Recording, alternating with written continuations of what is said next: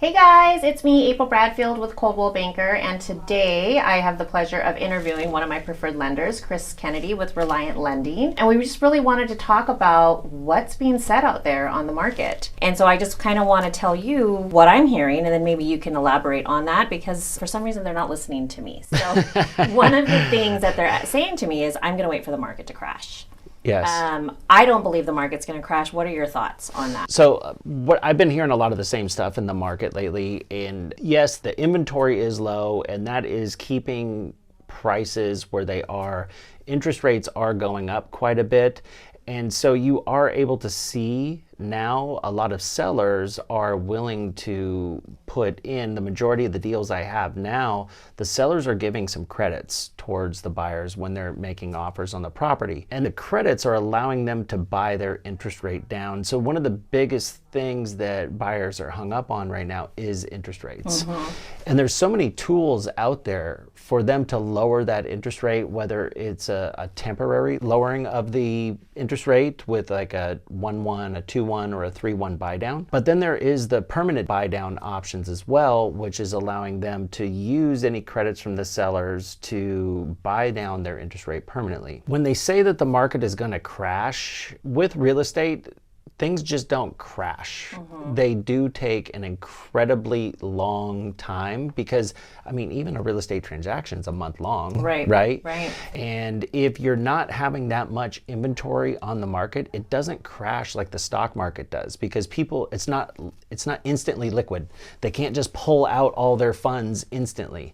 They have to put it on the market, they have to sell the property, and it takes a while. So if there's not that much inventory on the market, it's going to take forever for prices to come down, even if they do. So what you're saying is it's not like '08 when the housing market just went crazy. Yes. That's, I think, is what they're trying to wait for. Yes. And then do you think that buyers are, because they're waiting, are they going to maybe wait themselves out of purchasing a home? Definitely. Yeah. 100%. And if you've seen some of my videos in the past, I do a comparison of 5% and the wild stuff that was happening when interest rates were in the twos.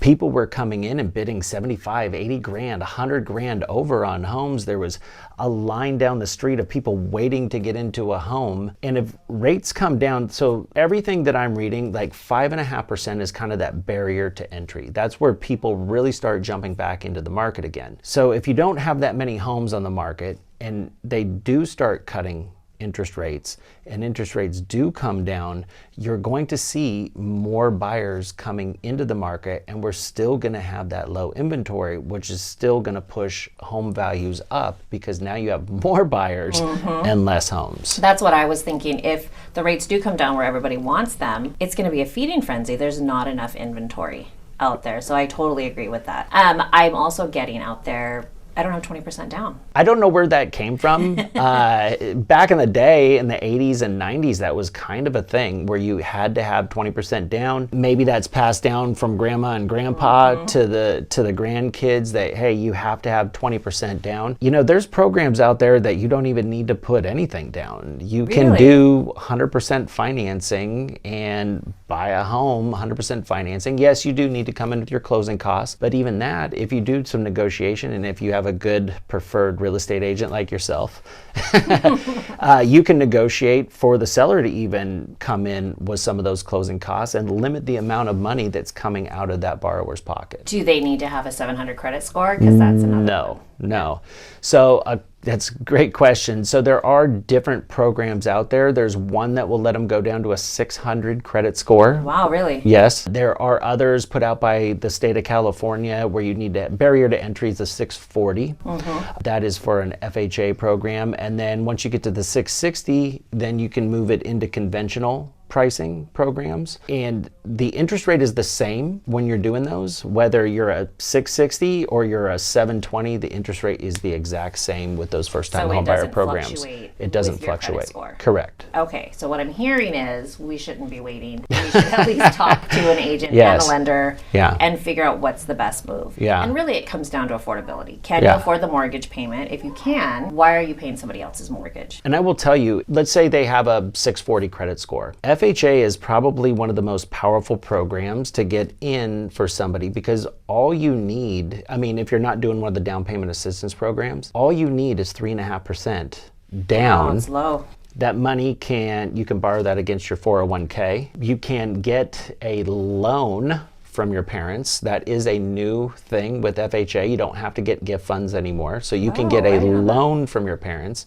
Your parents can actually go on to the deed as a second lien holder if they want to get their money back. Now, if mom and dad or grandma and grandpa or aunt and uncle want to just give you the money, they can do that as well. The mortgage insurance was cut on an FHA loan, and they cut it from 0.85 down to 0.55, which is it's a significant difference, because it's lowering the amount that their monthly payment is quite a bit as well. When did that happen? Is that newer or? So they cut that about 6 or 7 months ago, I think, is when they did cut the mortgage insurance on that program. Nice. Well, that's really kind of what I've been hearing out there. Do you think it's a buyer's market or a seller's market? Because I'm hearing that a lot too, that people are on the fence. It's still a seller's market.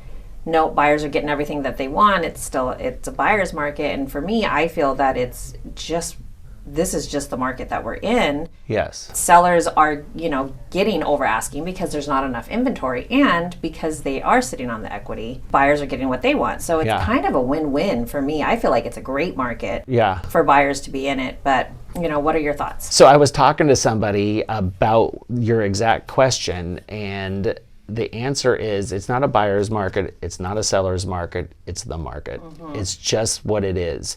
And if you're a seller and you're putting it on the market right now, you're kind of fortunate because there's not a lot of inventory out there, right? But homes are sitting a little bit longer. So you have buyers coming in, and they're able to do some negotiations, and they're able to get a few things that they want taken care of, not like it was in 2020 and 2021 where they just had to accept whatever it was. Yeah.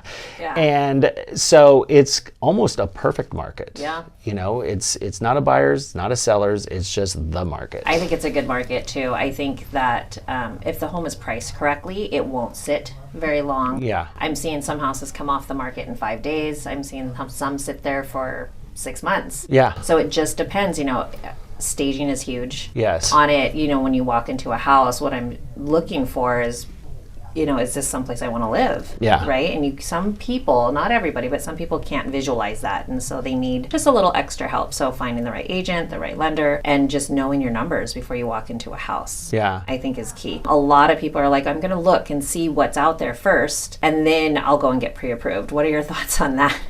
I would say knowing where you stand is one of the key things to going out and buying a home. If you're kicking tires, why kick tires? If you're truly interested in buying a home, you should get pre-approved and know where you stand when you're going out there, because I tell you what, if you go look at an $800,000 home and you think you're going to have a $2,500 payment, those two numbers don't match up, right? And if you think you're going to be able to afford that $800,000 home and you get in there and you're like, oh, look, it's got all these cool things and all these amenities and all this kind of stuff, and then you get it pre-approved and you're only approved for $500,000, and you go out and you look at the property, you're going to be like that Joe Pesci meme with, what the heck is this? What are you showing me, right? It's a big difference. It's a huge difference. I agree. Getting that pre-approval and knowing what you actually qualify for is going to be key. Yes. So that you don't get your heart broken or think that you're going to be buying this house here in Elk Grove versus maybe Citrus Heights is where you need to be at that point, right? Yeah.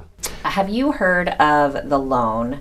Because I've heard this, and I don't know if it's true or what's happening, but there's a loan out there that actually allows you to have almost like, not refinanced, it's called when they can upgrade their house, like they can actually tie into the loan their fix-up costs? Yeah, like a fix-up cost. Yeah, so there's a couple different ones. The oldest around is the FHA 203K. I used to do quite a bit of them. Whenever the market turns like this, you start to see 203Ks come back, and it's because you don't have that line of people standing down the street just willing to buy anything. And so the 203K is great for a home that may need $18 or $20 or $50,000 worth of work, right? And what you do is you buy the home. So let's say you buy a $300,000 home and it needs 50 grand worth of work. But when it gets that 50 grand worth of work, it's worth 450. Okay. So your loan would be based on 350. You get a contractor involved. The contractor writes up a bid for what it's going to be. And then the people only have to put 3.5% down. Oh, really? On the loan. Now, there's no down payment assistance for this program or anything like that. They have to come in with 3.5%. Like I said, it doesn't need to be their own money. It could be against their 401k. Mom and dad can give it to them, things like that. That 50 grand would go into an escrow account that the contractor would draw on every step of the way. So let's say you're doing a kitchen and a roof. He does the roof first. He gets paid for the roof. He does the kitchen next, he gets paid for the kitchen. He does the next bathroom, he gets paid for the bathroom. And then you end up with a whole house. This is a good loan, though, if you think about it, because you're not coming out of pocket for renovations. That is the word. Yeah. Yeah. Yes. Renovation. Yeah. So yes. I wish I'd known about this, but maybe it just, like you said, it doesn't come out as often until we're in a market like today's market. Yeah, so FHA has that. Conventional also has one called Home One or Home Possible. I can't remember. There's so many different terms. But they will allow you to do it with 5% down. It is a conventional loan as well. Okay. So if you do have that 5% down on it, the mortgage insurance is even a little bit less than with FHA, which is kind of nice.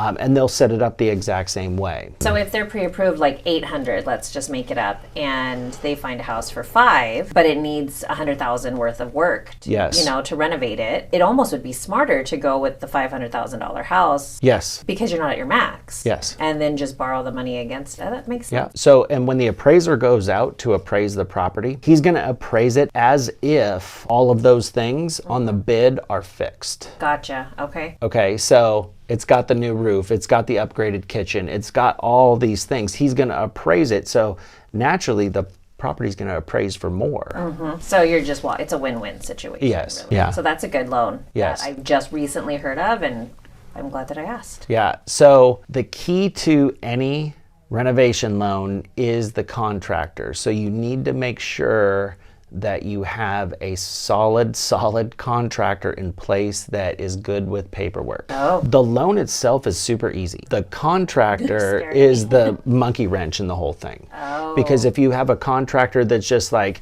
kitchen $5,000, no, they want to know kitchen knobs, drawers, like cabinet work. They want to know every detail. They want to know detail, yes. How long do they have to complete the renovations? That is all based on, it's usually up to 6 months, depending upon how much you're getting fixed. These renovation loans are so powerful that, let's say you had a house that was a piece of Swiss cheese, right? Like, I mean, it's got holes, it's a piece of junk. They'll let you knock down almost the whole house except for one wall. It is a full renovation. Now, it's a different type of FHA loan. It's a little bit more intrusive, obviously, because you're literally rebuilding the home. Right, like from sticks, right. From sticks. But you can do that, or they have like this streamlined one where I think it's like 30 grand and less. So if you're going in there just for the cosmetic value of things, upgrading carpet or putting in new flooring, kitchen renovation, the basic stuff, then that's a much more streamlined loan. Does it have to be just the house renovation, or can it be like the backyard?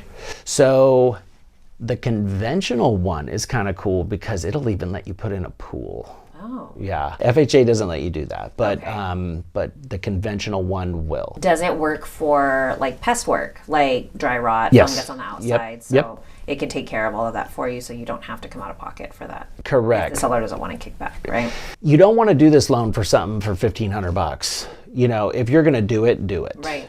Go all in. Max out the amount that you want to fix up the property with. Don't try to go in and just fix a couple small items. Does your loan, just so that I understand and so everybody can understand, does your loan, so you borrow $500,000, you need $100,000 to fix the house. Yeah. Does that $100,000 then get tied into the loan? Yes. So it does. Okay. It's all encompassing. Okay. Right. So you buy a house for $5 and you're borrowing $50 to fix up the loan, your loan is for $550. Okay. Okay. Your 3.5% would come off of the $550. It wouldn't be based on what you're buying the house for because you're borrowing the full borrowing amount. Extra money. Gotcha. Yes. Let's get information. Chris, thanks so much for all of the Of course. information. Give me a call, you guys. Give Chris a call. Our information should be below. And just remember that we can help you all over Northern California. Chris is licensed out of Hawaii as well. So if you guys are on the islands, reach out to me. I can get you in contact with him. And remember that we are nationwide. So talk to you guys soon. See ya.